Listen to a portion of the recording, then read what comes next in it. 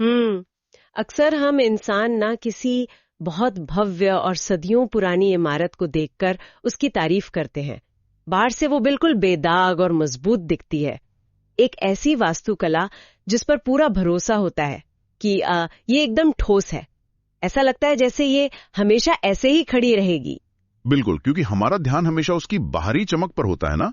उस पूरी संरचना को थामने वाली जो असली ताकत है वो तो हमारी नजरों से ओझल ही रहती है। हाँ, और कल्पना कीजिए कि कोई इंजीनियर किसी को उस इमारत के अंधेरे तहखाने में ले जाए, वो एक टॉर्च चलाकर सीधे उस नींव की ओर इशारा करे और वहां गहरी छिपी हुई दरारें दिखाई दें।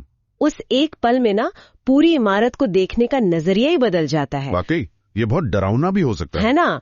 जिसे हम सबसे सुरक्षित मान रहे थे, वो भीतर से कितनी नाजुक है, इसका एहसास किसी को भी झकझोर सकता है।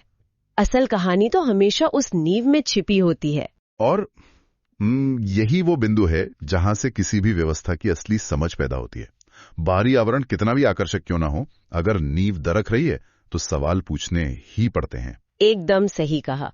और आज की हमारी इस गहन चर्चा में ना हम ईंट पत्थर की नहीं, बल्कि एक बहुत विशाल वैचारिक ढांचे की नींव की जांच करने वाले हैं। और वो ढांचा है हमारा आधुनिक लोकतंत्र। जी, जो कि बहुत ही दिलचस्प विषय है। आज हम एक ऐसे ऐतिहासिक दस्तावेज की गहराइयों में जा रहे हैं जो 1961 में श्री प्रभात रंजन सरकार द्वारा तैयार किया गया था। बेतिया बिहार में दिए गए उनके इन विचारों का मूल विषय था लोकतंत्र की सीमाएं, आवश्यक सुधार और सद्विप्रों का मार्गदर्शन। ये कोई साधारण लेख नहीं है, मतलब ये मानव समाज के क्रमिक विकास की एक गहरी चीर फाड़ है। हाँ, ये दस्तावेज वाकई बहुत अनूठा है। इसकी सबसे बड़ी खासियत पता है क्या है?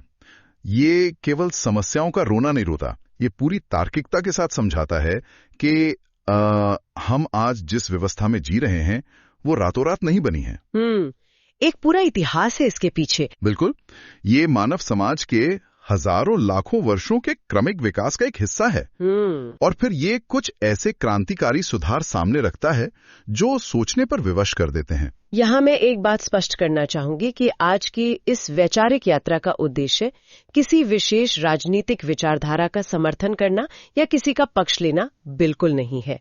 हमारा मिशन सिर्फ इस स्रोत सामग्री को निष्पक्ष रूप से सामने रखना है। सही बात है, बिना किसी बायस के। हाँ, ताकि जो लोग राजनीतिक व्यवस्थाओं के पीछे के क्यों और कैसे को समझना चाहते हैं, उन्हें एक नया नजरिया मिले। तो वहीं से शुरू करते हैं जहां से इस दस्तावेज का आरंभ होता है। ये हमें सीधे आज से 10 लाख साल पीछे ले जाता है। 10 लाख साल पीछे? यानी वो परिदृश्य जब मानव जीवन की बस शुरुआत ही हुई थी। प्रकृति आज की तरह हमारे नियंत्रण में नहीं थी, बल्कि बहुत कठोर थी। सर्वाइवल मोड कह सकते हैं। जी बिल्कुल। जीवित रहने के लिए मनुष्य के पास कोई तकनीक या कोई सामाजिक ढांचा नहीं था। इस काल को दस्तावेज में शूद्र युग या आदिम समाज का युग कहा गया है, जहां केवल शारीरिक शक्ति ही अस्तित्व बचाए रखने का एकमात्र साधन थी। अगर मैं इसे एक सर्वाइवल वीडियो गेम के नजरिए से समझूं, तो ये गेम का एकदम पहला लेवल था, जहां इंसान के पास कोई हथियार नहीं है, कोई टीम नहीं है, सिर्फ मसल पावर काम आती है। मतलब जिसकी लाठी उसकी भैंस वाला नियम। बहुत ही सटीक उदाहरण दिया आपने। उस संघर्ष में काल में ना, जब नवजात मानव अकेले प्रकृति और जानवरों का सामना नहीं कर पा रहा था, तो उसने सामूहिक रूप से संगठित होना शुरू किया। मजबूरी थी एक तरह से। बिल्कुल। जब लोग कबीलों में रहने लगे तो स्वाभाविक सी बात है कि नेतृत्व उसी व्यक्ति के हाथों में गया जो सबसे बलशाली था, जो बाकी लोगों की रक्षा कर सके। यहीं से क्षत्रिय प्रधान समाज का उदय हुआ। मतलब वीडियो गेम का लेवल 2 आ गया। हाँ, लेवल 2। ये राजतंत्र की शुरुआती नींव थी, जहां केवल अंधी ताकत नहीं बल्कि संगठन और नेतृत्व भी जुड़ गया। क्षत्रिय युग ने समाज को एक नियम दिया। लेकिन इंसानी विकास का पहिया तो कभी रुकता नहीं है ना? समय के साथ इस क्षत्रिय युग का भी पतन हुआ और विप्र युग आया। जी, जिसे बुद्धि प्रधान युग कहा गया। हाँ, विप्र युग मतलब वो दौर जब दिमाग ने बाहुबल को पूरी तरह से पीछे छोड़ दिया। ये बदलाव कैसे हुआ, ये बहुत ही दिलचस्प है। दस्तावेज पढ़ते हुए मुझे समझ आया कि ये कोई बाहरी हमला नहीं था। नहीं, बिल्कुल नहीं। ये राजतंत्र के भीतर से ही हुआ एक साइलेंट टेक ओवर था। यहाँ जो सबसे आकर्षक बात है वो ये है कि कुछ बुद्धिजीवियों ने, जिन्हें विप्र कहा गया, उन्होंने ये महसूस किया कि राजा की तलवार से ज्यादा ताकत उनके विचारों और ज्ञान में है। उन्होंने सीधे राजा से युद्ध नहीं किया ना? बिल्कुल नहीं। इसके बजाय उन्होंने धर्म, कानून और शिक्षा पर अपना नियंत्रण स्थापित किया। उन्होंने राजाओं को ये विश्वास दिलाया कि शासन करने का अधिकार उन्हें ईश्वर से मिला है। और ईश्वर की इच्छा सिर्फ पुरोहित समझ सकते हैं। क्या बात है। हाँ, और धीरे धीरे राज सत्ता पर धार्मिक पुरोहितों का प्रभाव इतना हावी हो गया कि राजा सिर्फ कठपुतली बनकर रह गया। असली शक्ति पुरोहितों के हाथों में आ गई। इसे पुरोहित तंत्र कहा गया। लेकिन इतिहास गवाह है कि सत्ता जब भी असीमित हो जाती है तो पतन निश्चित होता है। दस्तावेज में एक बहुत गहरी बात है कि जब तक राजतंत्र न्यायपूर्ण रहा तब तक कोई विरोध नहीं हुआ। सही कहा। लेकिन जैसे ही इन पुरोहितों ने धर्म के नाम पर शोषण आरंभ किया, तब जनता का धैर्य टूट गया। और उसी टूटे हुए धैर्य से जन्म होता है जन क्रांति का। उसी क्रांति ने सदियों पुराने राजतंत्र और पुरोहित तंत्र को उखाड़ फेंका और जो नई व्यवस्था बनी उसे हम लोकतंत्र के नाम से जानते हैं। जी, ये पूरी ऐतिहासिक यात्रा समझाती है कि सत्ता हमेशा उसी वर्ग के पास गई जिसने उस समय समाज को दिशा दी, पर जब वो रक्षक से भक्षक बने तो एक नई व्यवस्था ने जगह ली। ये एक बहुत बड़ा वैचारिक शिफ्ट है। अब इन क्रांतियों के बाद लोकतंत्र आ तो गया, जिसे हम सबसे बेहतरीन व्यवस्था मानते हैं। जनता का, जनता द्वारा और जनता के लिए शासन। सुनने में तो एक परफेक्ट दुनिया लगती है। हाँ, लेकिन श्री सरकार का ये दस्तावेज इस सुनहरे सपने पर एक बहुत ही तार्किक सवाल खड़ा करता है। उनका कहना है कि ये आदर्श सिर्फ तभी काम कर सकता है जब जनता राजनीतिक रूप से परिपक्व हो। इससे एक महत्वपूर्ण सवाल खड़ा होता है। दस्तावेज बहुत ही स्पष्ट रूप से कहता है कि जहां जनता शिक्षित है, राजनीतिक चेतना है, वहां ये आदर्श सफल है।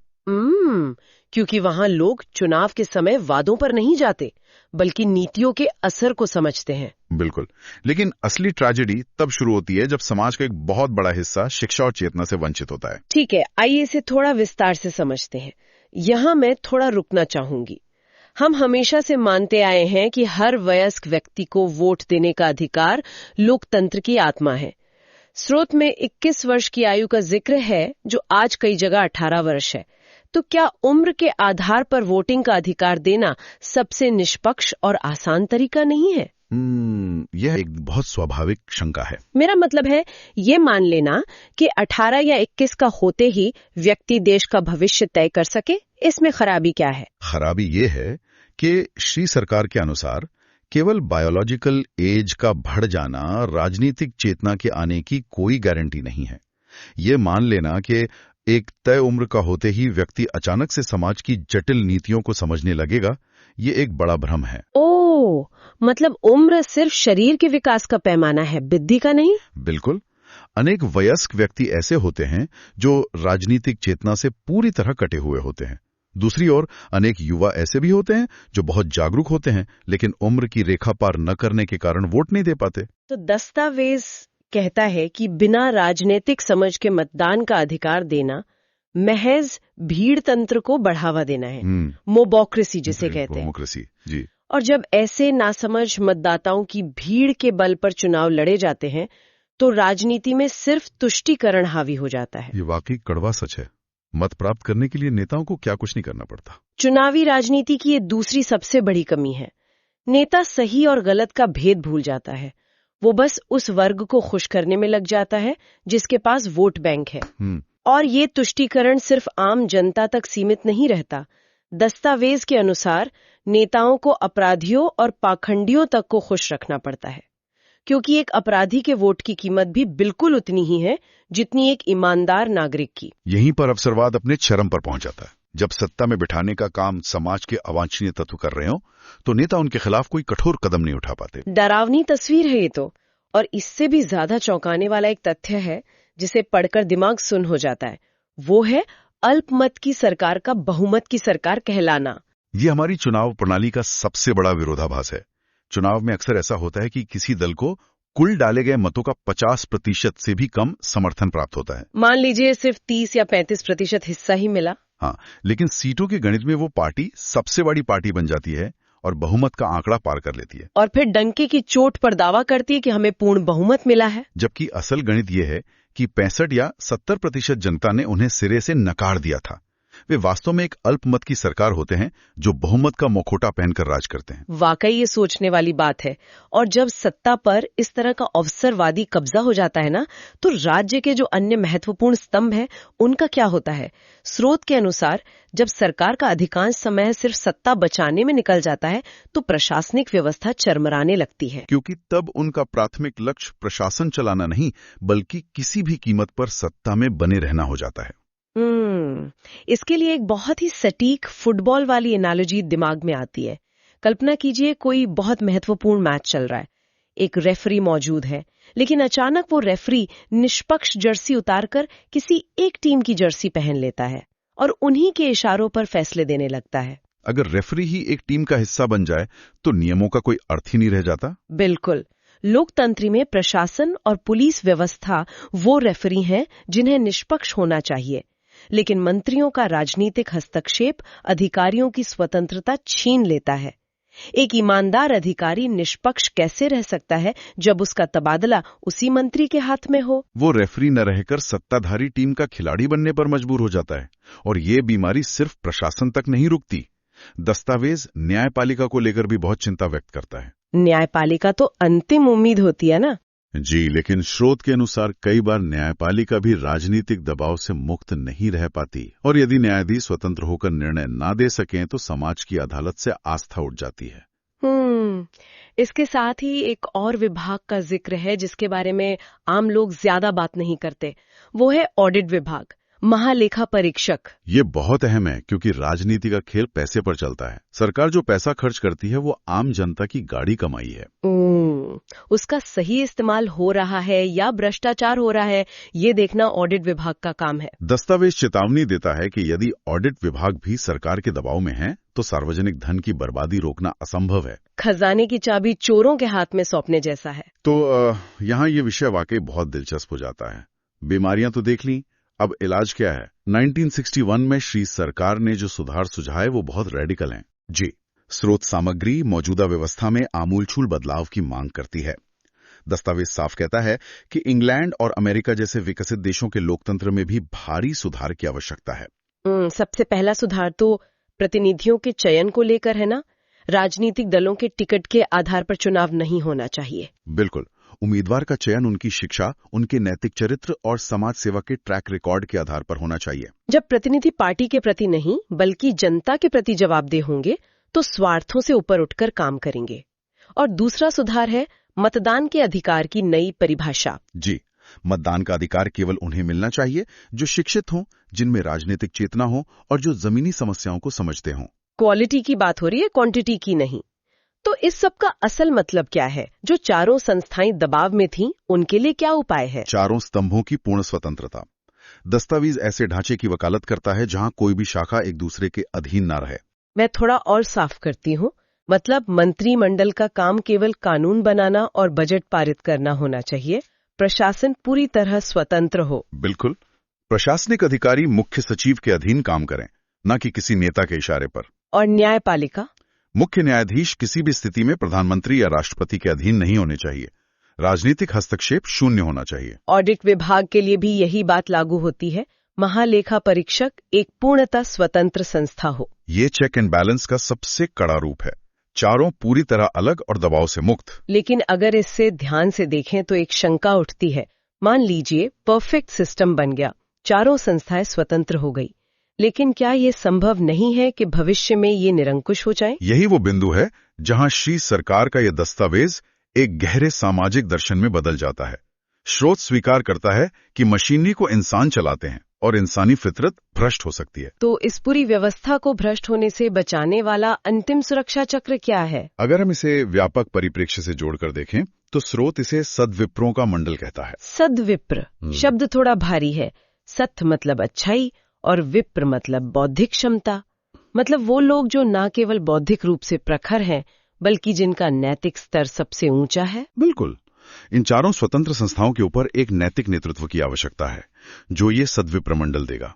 ये कोई नई सरकार या तानाशाही नहीं है। एक तरह का सुप्रीम मॉरल कंपास है जो ये सुनिश्चित करेगा कि राज्य की मशीनरी सही दिशा में चले। उनका काम शासन करना नहीं, शासन को भ्रष्ट होने से रोकना है। जी, ये सुनिश्चित करेगा कि अंतिम लक्ष्य सत्ता हासिल करना नहीं, बल्कि संपूर्ण मानव जाति का कल्याण हो। 1961 का ये दस्तावेज आज भी सोचने पर मजबूर करता है।